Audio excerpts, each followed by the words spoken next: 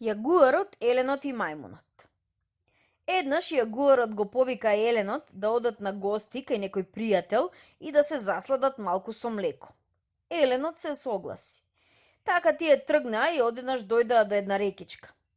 Јагуарот почна да го убедува еленот. Храбро, драги Елену, храбро, рекичва воопшто не е длабока. Еленот гази во водата и за малку ќе потонеше. Итриот јагуар пронајде каде е најплитко и најзгодно за поминување, па дури ни опашката не си ја накваси. Продолжија понатаму и се најдоа пред цела шумичка со банани. Јагуарот му рече на еленот: Драги Елену, ајде да се најадеме банани. Ти качи се на дрвото и јади ги зелените, а мене фрлај ми ги оние што веќе пожолтеле. Еленот го послужа и така направија, па си остана гладен, па затоа јагуарот се најде како што му душа сакаше. Потоа тие продолжија да одат понатаку и видоа аргати како работат на полето. Јагуарот му рече на еленот: Кога ќе поминуваме покрај нив, ти викни им: Одете па ги волите аргати. И така одеа понатаму и кога дојдоа до работниците, еленот им подвикна: Одете па ги волите аргати. Работниците се налутија и му ги пуштија своите кучиња кои за малку не го испокасаа. Итриот јагуар учтиво им се поклони и рече: Господ нека ви е напомош, работници. Тие мирно го пуштија јагуара да си помине. Одеа понатаму и на патот јагуарот догледа една свиткана црвеникава змија. Погледни, викна јагуарот, колку убава белезгија, можеш да ја подариш на ќерка ти. Еленот сакаше да ја дофати змијата, но таа веднаш го касна. Еленот му се налути на јагуарот, но овој му одговори: Ама си глуп, не знаеш за шега. Така тие продолжија да одат и кога стигнаа до куќата на пријателот, веќе се стемни. Еленот веднаш ја распостра својата мрежа за спиење во еден ќош и заспа. Јагуарот, додека сите спиеја, крадешком излезе од куќата и тивко се вовлеше во трлото кај овците. Ја одбра најдебелата овца, ја закла, го изеде месето, а крвта ја собра во една празна тиква и се врати во куќата. Крвта потоа ја истори во спаниот Елен и си легна како ништо да не се случило. Утредента, кога домакинот стана и отиде во трлото, веднаш виде дека нема една овца. Тој веднаш се посомнева дека јагуарот тука ги вмешал своите прсти, но овој почна да го убедува. Па, куме, зар не гледаш на мојата кожа нема ниту трага од крв, посе изгледа дека Еленот знае каде е твојата овца. Тогаш домакинот му се приближи на заспаниот Елен кој целиот беше измачкан со крв.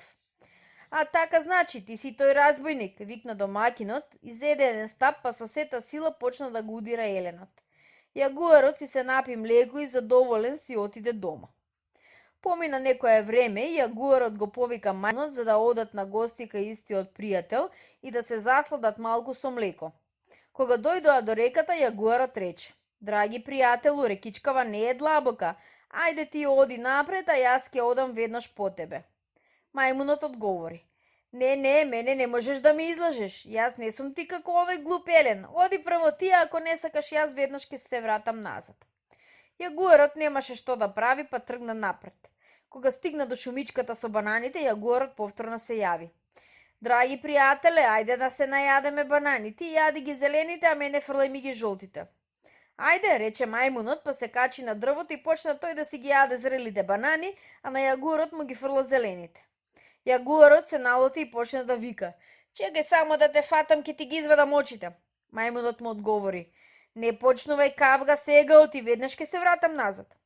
Така тие стигнаа и до аргатите и јагуарот рече: Пријателе мајмуне, приближи им се на луѓево и рече им: Одете па ги волите, тие многу ќе се израдуваат.